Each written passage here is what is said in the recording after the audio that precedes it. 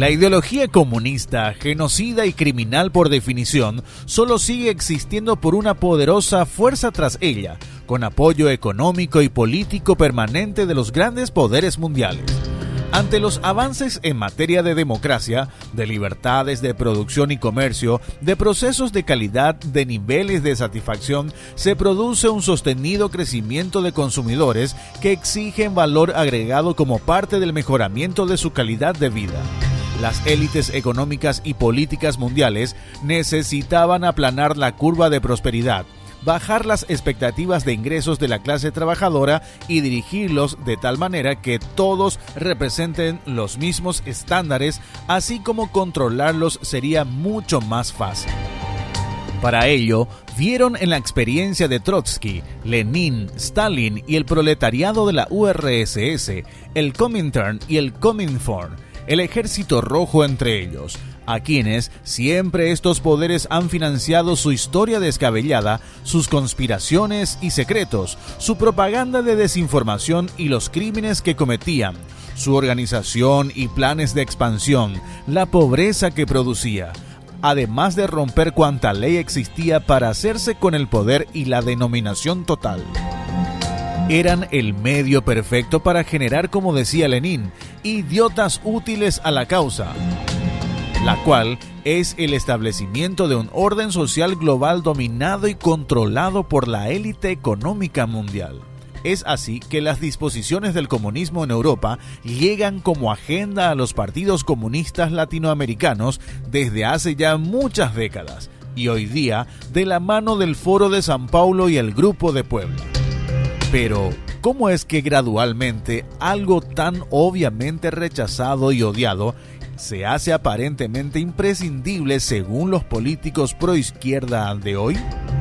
¿Cómo es posible que los demócratas, esencialmente neoliberales del libre mercado, que defienden la propiedad privada, los bajos impuestos y la no intervención del Estado, ahora aparecen aliados en concertación con movimientos de izquierda?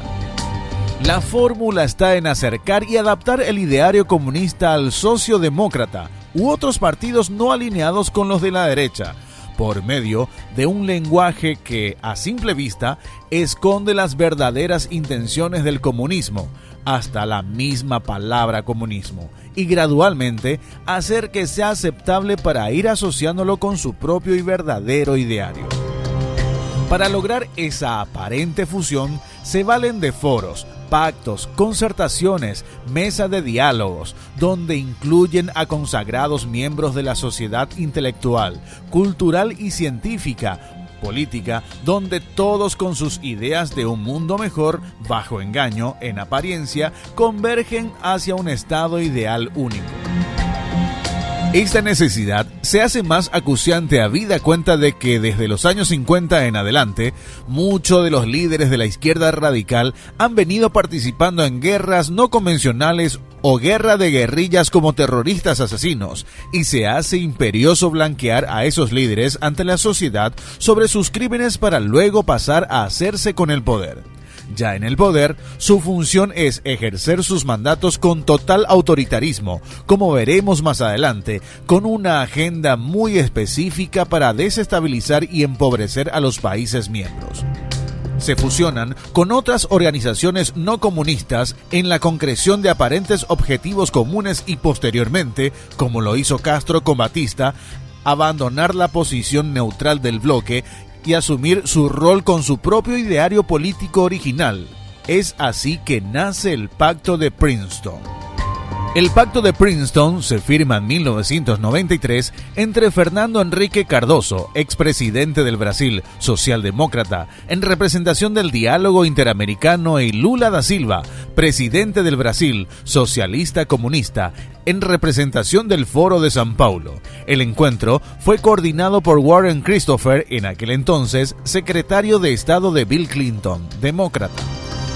En este pacto se sentaron las bases sobre algunas estrategias para Latinoamérica que consistían en el blanqueamiento de la izquierda radical marxista revolucionaria, en el marco de este objetivo que hemos visto llegar a los gobiernos de nuestros estados a exterroristas, Pepe Mujica, Dilma Rousseff, los Kirchner, Michelle Bachelet, Petro. Además, el control poblacional y el debilitamiento de las religiones, en particular de la Iglesia Católica, debilitamiento de los partidos políticos tradicionales de cada estado, debilitamiento de las Fuerzas Armadas, combatir al capitalismo y las desigualdades, entre otras. El diálogo interamericano, fundado en el 82, aglomera a banqueros internacionales y ONGs asociadas. Algunos de ellos son el Grupo Rockefeller, el Grupo Bilderberg, la familia Rothschild, la familia Bush, Kissinger, grandes billonarios políticos e intelectuales en sus países. El diálogo interamericano creó 10 reglas de la globalización que son: desmantelar los estados nacionales, desmoralizar las regiones tradicionales, forzar el desempleo, limitar el desarrollo de los países con la propaganda chantaje ambientalista, cultura de la paz, derechos humanos, desarme, reducción drástica de la población con aborto legal, promover la agenda de género y blanquear la pedofilia y leyes pro-LGTB, liberación de las drogas para la pacificación química de las mentes inquietas, diseminación de las prácticas de control mental y manipulación de la conducta, control total de la educación. Desde su fundación, el diálogo interamericano defiende la tesis de la soberanía limitada o relativa de las naciones, el derecho de injerencia y la interdependencia entre las naciones y la gobernanza global y única. La Mugre Latina o el Foro de San Paulo. El Foro de San Paulo fue fundado en 1990 en esa ciudad a instancias de Fidel Castro y Lula da Silva. Se presentaron 48 delegaciones de 14 países y fue creado para recuperar en América Latina lo que el comunismo había perdido en Europa del Este, una nueva unión de repúblicas socialistas soviéticas latinoamericanas, teniendo por modelo a Cuba y posteriormente al socialismo del siglo XXI del castrochavismo. El Pacto de Princeton fue una táctica política dentro de una estrategia mucho más antigua y establecida a largo plazo. Reunidos, el diálogo interamericano y el Foro de San Paulo, estaban realmente reunidas las corrientes socialistas, fabiana y marxista, para ajustar una política común para Brasil y Latinoamérica dentro de objetivos mundiales de más largo plazo. Dos grupos, aparentemente antagónicos, han operado en conjunto para desarrollar en Latinoamérica por casi 30 años una serie de estrategias políticas y sociales de gran perjuicio para nuestros países. Al confrontar nuestras sociedades, han implementado un estado de zozobra permanente, de anarquía social y caos.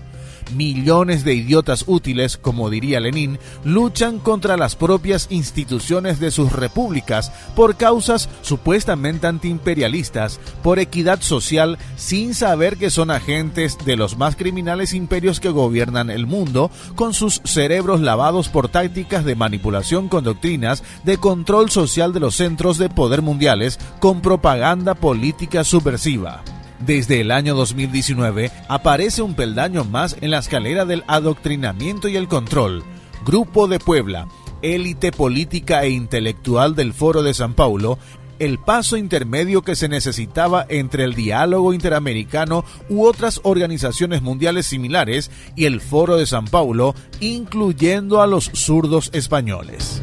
Es el que marca la agenda iberoamericana. Algunas de las líneas de esa agenda son: agenda progresista, aborto, legalización de drogas, promoción del homosexualismo y de la identidad de género, defender la relatividad de los valores establecidos, desmitificar la religión, controlar la educación y dedicarla al adoctrinamiento político,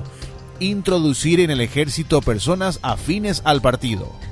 magnificar la corrupción de los partidos tradicionales, perseguir a los grandes empresarios para que huyan del país, expropiaciones masivas de terrenos y empresas, colocar en manos del Estado todos los bienes de producción, reforma de la Constitución y de las leyes electorales, entre otras. El Foro de San Paulo y Grupo de Puebla son los mayores brazos ejecutores de la agenda globalista en Iberoamérica desde hace décadas.